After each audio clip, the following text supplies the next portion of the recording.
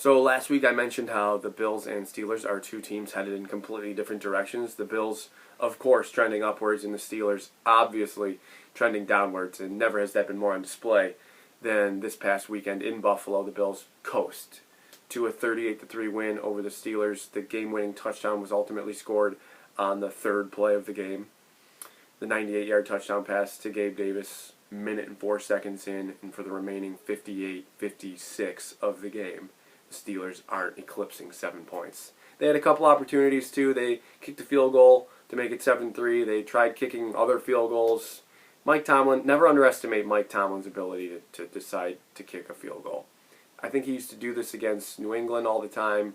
I feel like he's just notorious for this, and I probably shouldn't criticize him too heavily because he's never had a losing season as a head coach, but he's really headed towards one right now. The Bills left points on the board. Honestly, they fumbled on the 1-yard line. They got picked off in the end zone. They had a field goal blocked. I mean, the Bills could have had 55 points. And even if I concede that the Steelers could have had 3, 6, 10 more, drop in a bucket. There was no way they were ever making up the difference.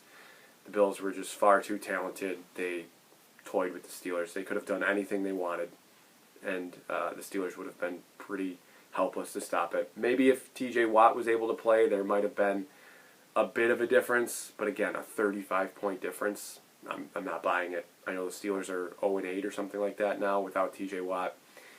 I know that he makes a difference. He's one of those rare non-QBs that definitely makes a difference. Guys, is he making a 35-point difference?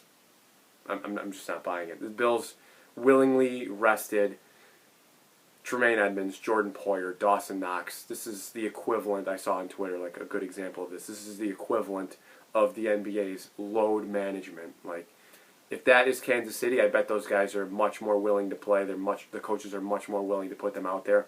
And, this is evidenced kind of by the fact that they returned to practice immediately on Wednesday. In a limited capacity, albeit, but it was almost like treated like a bye week.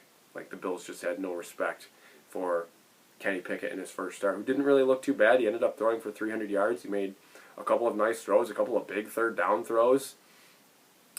George Pickens looks fantastic, honestly. There's reason to be optimistic, I think, for Pittsburgh, because Kenny Pickett was down 7-0 before he even had the ball. It was almost 14-0. If you remember, the Bills scored, like I said, on the third play of the game. And the Steelers fumbled the kickoff. So, Kenny Pickett hasn't even taken the field as a starting quarterback yet. And the Bills are on the 20-yard line trying to go up 14. They end up getting the field goal blocked. And, the Steelers, in their own right, went down the field and kicked the field goal. But the Bills just moved the ball at will. They had their own free will with the Steelers. Josh Allen just continues an MVP-type campaign. 424 yards. He had like 348 in the first half. 4 touchdown passes. If he stays in the game, if the Steelers are keeping this competitive, answering Bills' touchdowns, Josh has a chance to go for like 600 yards in that game. I really think he does. I don't think it's even a question. He came out of the game late. Obviously, Case Keenum went in. The Bills continued to throw the ball. Keenum went 2 of 5. When Keenum went in, I thought it was just going to be, turn around this. But he attempted 5 passes, and that surprised me. Gabe Davis, 3 for 171, 2 touchdowns. Big, huge chunk plays for the Bills all day. Diggs, 8 for 102.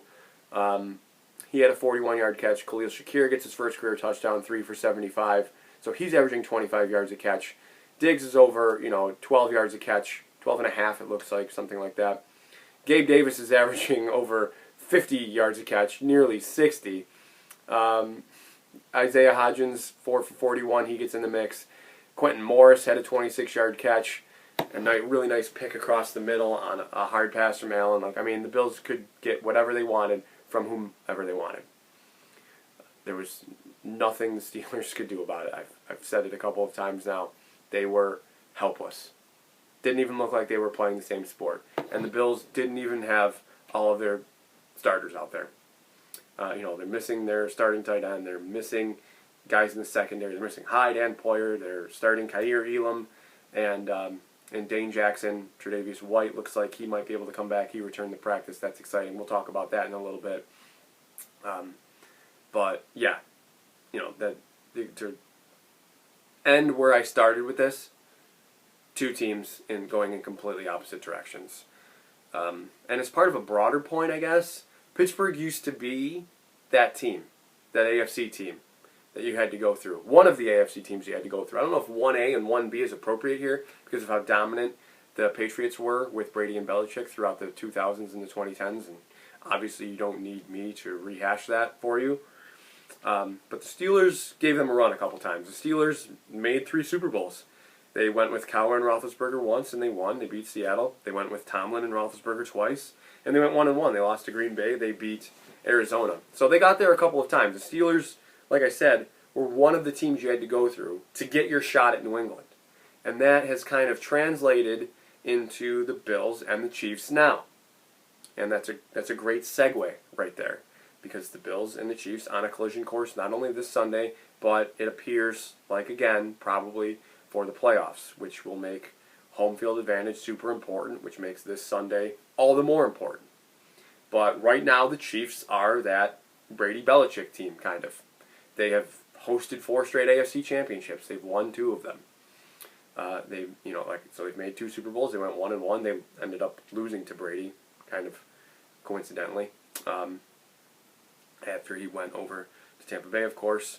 But now the Bills are the team the Bills are Pittsburgh in this representation, or whatever I'm drawing up here. The Bills are one of the teams you have to go through to get your shot at Kansas City. And hopefully this isn't one of those scenarios where Mahomes is making 7 Super Bowls and the Bills are squeaking in once in a while, and I'm sure a bunch of Bills fans would take it. Like, hey, let's just get us one. But I don't really, I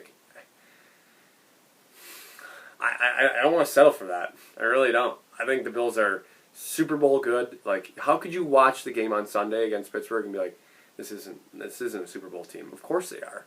The Bills have given up 7 points in the second half the entire season, and it was against Miami.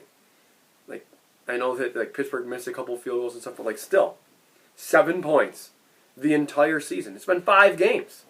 They're 4-1. They've allowed 7 points in the second half. Just an insane job by the coaching staff, by the players, by everyone involved. I mean, they haven't had Tre'Davious White the whole season. They're going to get him back. They're going to get their number 1 cornerback, and they haven't allowed 7 points the entire season. I mean, Tremaine Edmonds just missed a game. Jordan Poyer's missed 2. Micah Hyde has missed 3, right? And they're still not allowing points in the entire second half. I mean, they only allowed 3 all in all on Sunday. But like I said, Pittsburgh just absolutely no match. 2 teams not only in different directions, but really just playing 2 different games right now. But they're certainly going to get no sympathy from me. They have been there. They have had their quarterback in place for that long. We might get there someday. Hopefully it's 10, 12 years from now. But I'm going to enjoy this ride just as surely as they enjoyed theirs, and just as surely as Kansas City's enjoying theirs. I just don't want this window of the Bills to be annually slammed shut by Patrick Mahomes. That's tormenting. I mean, it was like that in the division. Not that the Bills were super competitive in the 2000s and 2010s, of course, but annually it was like, oh, Tom Brady's going to win this division. Like, you could sneak in as a wild card, but good luck. I don't want that to happen in the playoffs every year. It's like, oh, here we go. Well, we lost to them in the regular season, or we goofed around in the regular season and didn't get home field. That's kind of how a lot of fans feel about last year. And, we had to go to Kansas City again, and they beat us. That's where this game this Sunday makes a big difference. So prepare yourself for all the 13 seconds replays and all the narratives and whatnot, but none of that really matters. What matters is beating Kansas City now, making Patrick Mahomes play a road game. Does Kansas City play road games at all? Did they play 14 home games and 3 road games a year? I mean, I know they were on Sunday Night Football a week and a half ago or whatever, against Tampa Bay. Okay, sure, yeah, they play like 3 road games a year. It seems like every time they're on TV, they're at Arrowhead, they're at home. And when you're good, that's probably how it feels, because it always feels that way in the playoffs, because they've had home field in the playoffs. But it's just like, again, Monday Night Football, they're against the Raiders, and they're at home, and I don't know. This is a stupid thing probably to go off about. It just seems like they're constantly in home games. But they beat the Raiders. There's a lot of goofy things that happened in that game as well, especially in the last 5 minutes. But the Raiders got out to 17-0? And, I mean, just don't blow that. Don't blow that. It's really not that difficult. I know it's hard because he's Patrick Mahomes. And Patrick Mahomes, I saw a stat, is 12-9 in games in which they've trailed by at least 10 points. He's 12-9. So, I mean, they're never out of it, obviously. But you got to get that home. You just got to. Whatever, they're 4-1. How did they lose to the Colts? I'm looking at it now. How did they lose to the Colts? Did anybody watch the Thursday night game, the Colts and the Broncos? That Colts team, they beat the Broncos. That Colts team beat the Chiefs. Makes no sense. I don't have the energy to even go back and look at how. I really don't. But I'm going to eat a little crow here because I thought there would be some regression for Mahomes without Tyreek Hill. I thought that just seemed obvious. Like I mentioned about TJ Watt earlier in this video even. Tyreek Hill is one of those rare non-quarterbacks that makes a huge difference, I think. That he might be the most, I think I said this in week 3 actually in my preview video for Miami, the most valuable non-quarterback on offense. Like hands down. It was working well for Tua. It was even working for Bridgewater in his limited action, despite the fact that they ended up losing that game to the Bengals. Yeah, I mean, he's a fantastic player, and I thought that would translate. I thought that would make a difference when Mahomes loses him, but he's still completing 2/3 of his passes. He's got 1,400 yards, 15 touchdowns against 2 picks. You know, he's still finding Travis Kelce all the time. Travis Kelce drives me nuts. I know that he wasn't always like this, but it seems now that he's into his 30s. He runs. I don't know if this was always like this. Maybe somebody can tell me. He runs, he stops, he turns around, he catches the ball. And then he turns around again and gains 3 more yards.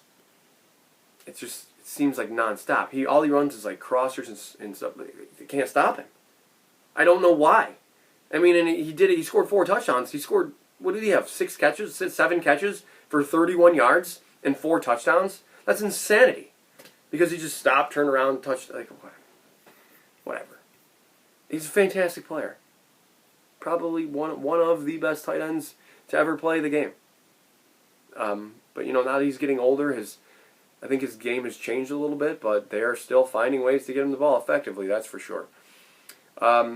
He's their leading receiver.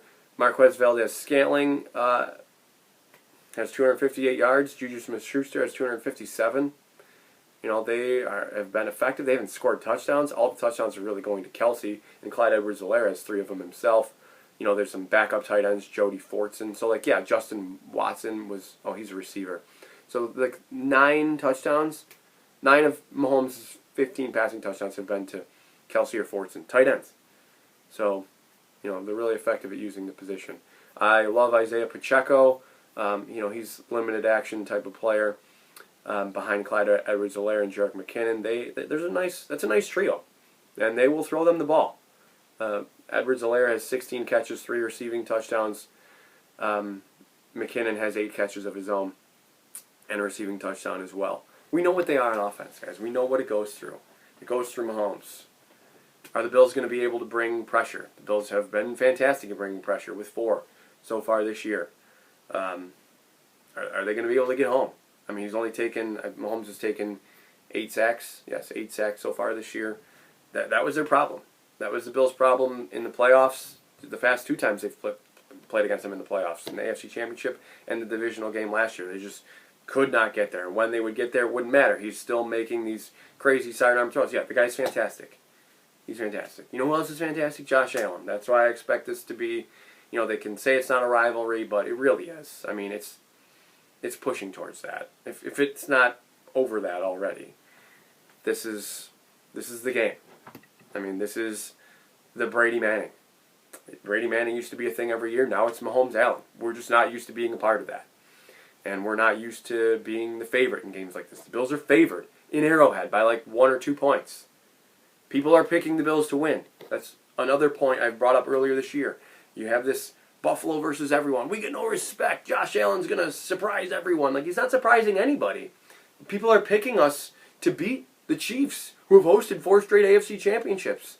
So you can't be nervous about being picked, being favored by, Vegas and media pundits alike, and also hold this, like, victim or inferiority complex, like, oh, we don't get any respect. Like, yeah, we do. We sure do. It's a Super Bowl favorite right now, the Bills. But I think this game is going to go a long way.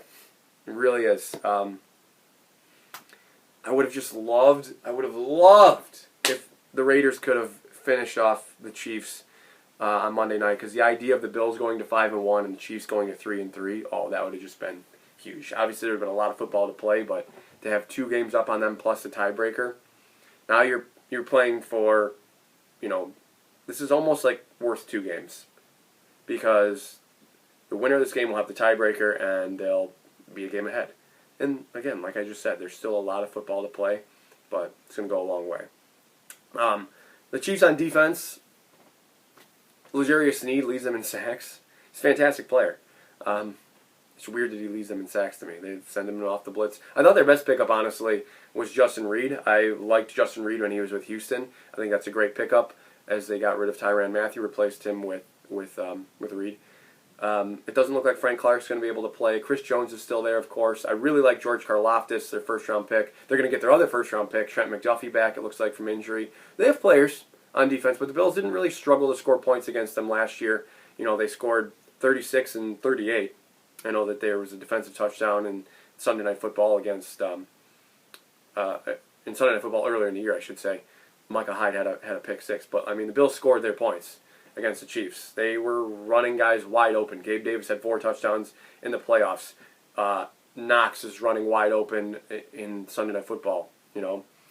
There's yards to be had, both sides. The Bills are just so good on defense right now, I don't think I can pick against them. I expect Mahomes to be able to move the football. I expect that it'll be closer, but I'm going to pick the Bills. I'm going to pick the Bills to beat the Chiefs. Just pick a basic score here, 31-24. Guys, hit me up on Twitter. My Twitter handle and YouTube username are the same. Enjoy your weekend, and as always, above all else, go Bills.